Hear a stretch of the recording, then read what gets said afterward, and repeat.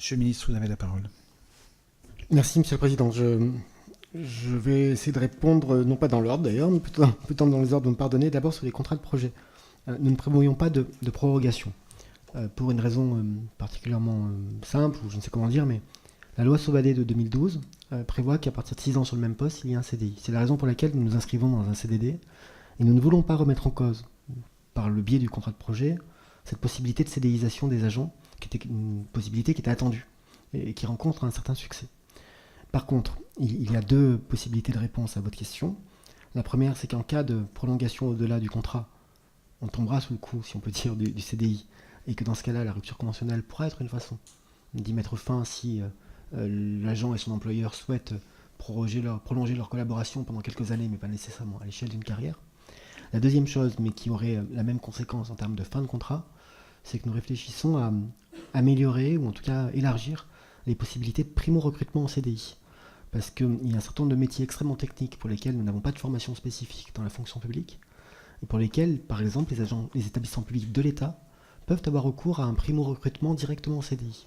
Ce qui pourrait être aussi une formule intéressante dans un certain nombre de situations et de cas particuliers. Sur la question du présentéisme et de l'absentéisme, nous ne l'avons pas évoqué dans le texte, même si nous rendons possible par ce texte la généralisation de la part variable dans la mesure où nous l'autorisons pour les contractuels, ce qui n'était pas autorisé jusqu'à présent. Par contre, sur ces questions-là, il y a une jurisprudence qui est assez précise, qui interdit notamment, de manière assez nette, la sanction de l'absentéisme d'un point de vue financier, ce qui renvoie à des discussions parfois un peu baroques autour du présentéisme, ce qu'on a du mal à comprendre. Nous ne sommes pas allés beaucoup plus loin que cette question-là, mais ça reste parmi les champs certainement à creuser, peut-être pas par ce texte, mais à l'occasion d'autres discussions avec les organisations syndicales.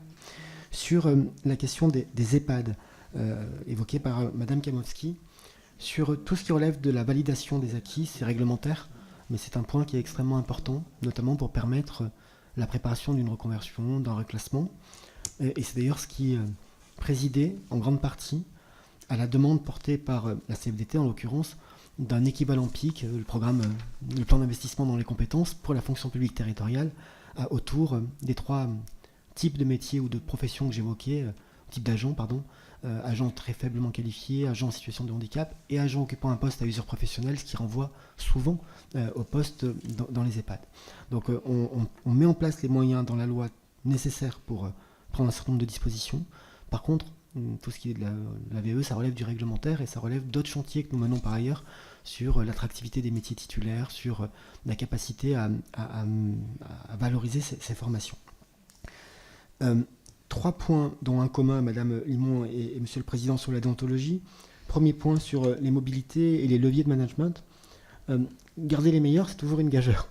Et en fait, il faut que les employeurs publics se saisissent de l'ensemble des dispositions qu'on met à leur disposition pour le faire, y compris sur les déroulements de carrière et le fait, par exemple, ce n'est qu'un moyen et pas une finalité, que l'on supprime toute forme de notation pour aller vers l'évaluation et de l'entretien professionnel, pour aller vers des perspectives aussi de carrière et de formation, pour faire en sorte que le recours au compte personnel de formation soit effectif et amélioré, afin que chacun puisse se construire pour lui-même une perspective professionnelle.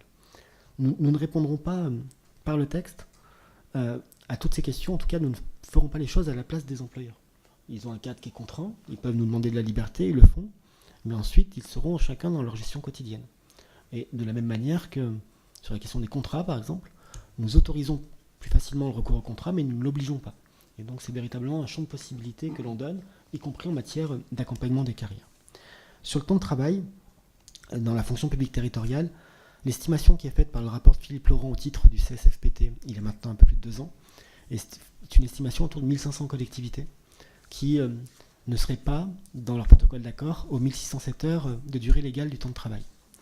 Souvent, ces collectivités maintiennent des protocoles en vigueur depuis avant 2001, en application de l'article 7-1 de la loi de 2000, qui précisait que les collectivités ayant des protocoles antérieurs à 2001 et inférieurs à 1607 heures dans leur quotité peuvent les maintenir tant qu'ils ne sont pas révisés.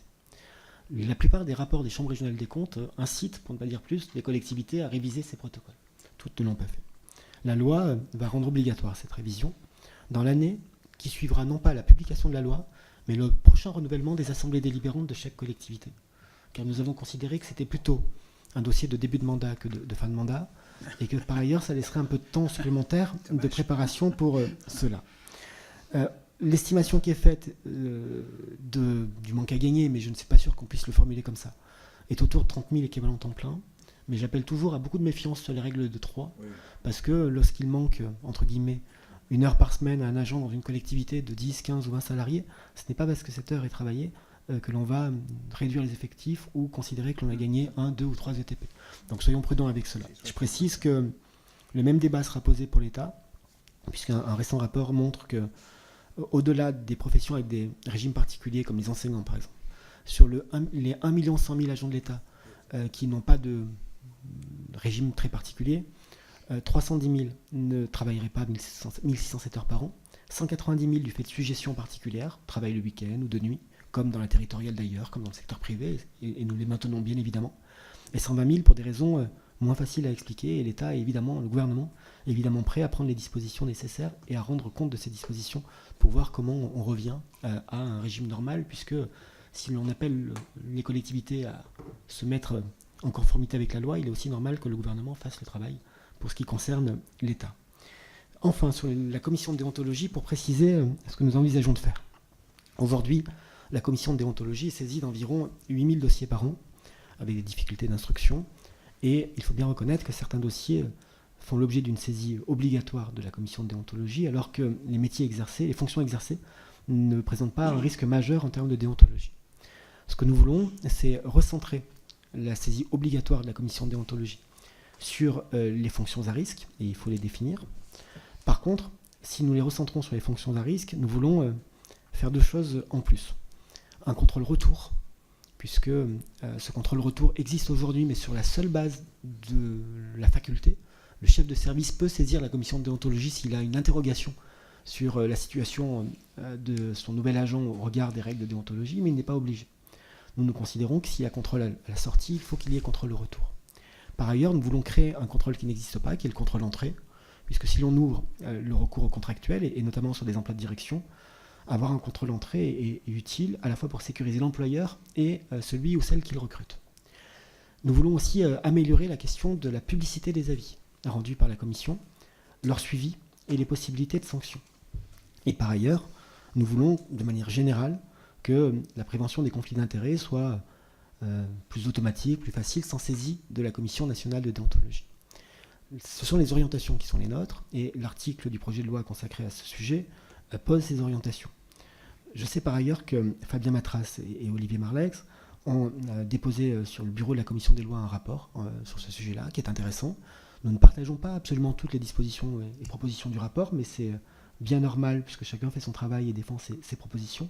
Mais beaucoup nous conviennent aussi, et je suis convaincu qu'une discussion suffira à planir beaucoup de divergences pour trouver des propositions d'amélioration du contrôle de déontologie qui soient partagées, qui soient appuyées sur les travaux notamment de Fabien Matras pour nous permettre de progresser.